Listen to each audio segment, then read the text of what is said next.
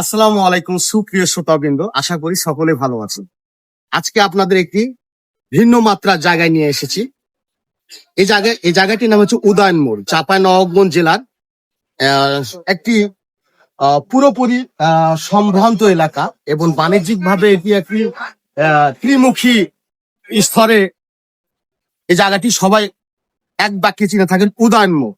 উদয়ন মোড়ে অতীব পুরাতন একটি বুক স্টল রয়েছে। এই স্টলটির নাম হচ্ছে আনন্দ বুক স্টল। আমরা ছোট থেকে এই আনন্দ বুক স্টলটি দেখে এসেছি। আসুন আমরা আনন্দ বুক স্টলের অনারের সাথে আমরা পরিচয় হই। আসসালামু আলাইকুম। ওয়ালাইকুম আসসালাম। স্যার কেমন আছেন? আলহামদুলিল্লাহ। স্যার আপনার ভালো আছেন? আলহামদুলিল্লাহ। তো স্যার আপনার ব্যবসা কেমন চলছে? ব্যবসা, বইয়ের ব্যবসা এখন কমে গেছে, সব মোবাইল দেখছে। তারপরেও কিছু পাঠক আছে যারা বই পড়ে। আমার দোকান বহু পুরাতন, 20 বছর ছিলাম উদয়ন হলের নিচে, যেখানে এসেছি 98 সালে। 98 সালে এসেছেন স্যার? এখান থেকে একদিন থেকে চলছে এই ব্যবসা। এতদিন ভালো চলেছিল, এখন একটু বইয়ের ব্যবসা কম চলছে। তাহলে আপনার এটি কত সালে? 1998 সালে আপনি উদয়ন মোড়ে যাত্রা শুরু করেন? আনন্দ না, 78 সালে। 78 সাল থেকে আপনি মানে বইয়ের ব্যবসা শুরু করেন। এরপরে আপনি 1998 সালে এখানে আপনি স্টল দেন, আপনার বইয়ের ইয়াটা দেন, লাইব্রেরিটিকে দেন আপনি। তো আবার স্যার আপনার নাম কি একটু বলবেন? বাকিমুদ্দিন স্যার। তো স্যার আপনার এই দীর্ঘ অভিজ্ঞতার আলোকপাতে মানে বই পড়ার প্রতি যে মানুষের অনীহা বা আগ্রহটা আপনি প্রথম বা কে স্বীকারোক্তি দিয়েছেন?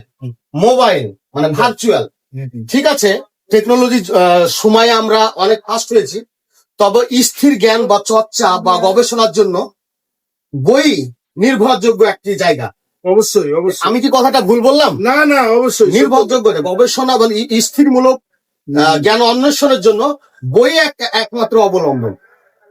তো এই কথা বলার অর্থ হচ্ছে আমি চাঁপাইনবাবগঞ্জের প্রায় অলিগলিতে বইয়ের জায়গাতে আমি মানে বিচরণ করি বা বই সংগ্রহ করার আমার একটা মানে আমার একটা হ্যাবিট আছে বা শখ আছে আমার। তো আপনার এই জায়গাতে দেখি আপনার টাইটেলও দেখা যায় দুষ্প্রাপ্য যে কোনো বইয়ের অর্ডার করলে আপনাদের কাছ থেকে মানে আপনার সব আঙ্গিকের দিনই আমরা অর্ডার দিতে হয়। সব আঙ্গিকের বই আপনাদের এই স্টলে আপনার পাওয়া যায়। বই, ক্যালেন্ডার, মানচিত্র, চাঁপাইনবাবগঞ্জ জেলার সব উপজেলার মানচিত্র আছে। তো যা হোক স্যার, কথার আলোকপাতে চাঁপাইনবাবগঞ্জ পরিচিতির একটা বই আছে, অনেক সুন্দর আলহামদুলিল্লাহ। তো যা হোক আপনাদের কাছে মোর দ্যান প্রোডাক্ট মানে মোর দ্যান বই মানে নতুনত্ব, দুষ্প্রাপ্য যে কোনো জ্ঞান অন্বেষণের জন্য যে কোনো বিষয়ের উপরে আপনার এই লাইব্রেরিটা একটা নির্ভরযোগ্য একটা লাইব্রেরি। অবশ্যই আলহামদুলিল্লাহ। তো যা হোক স্যার, তো আমাদের বিষয়টিকে দীর্ঘায়িত না করে আমার একটা কথা বারবার মনে পড়ে যে বিশ্ববিখ্যাত একজন দার্শনিক বার্ট্রান্ড রাসেলের একটা কথায় উল্লেখ আছে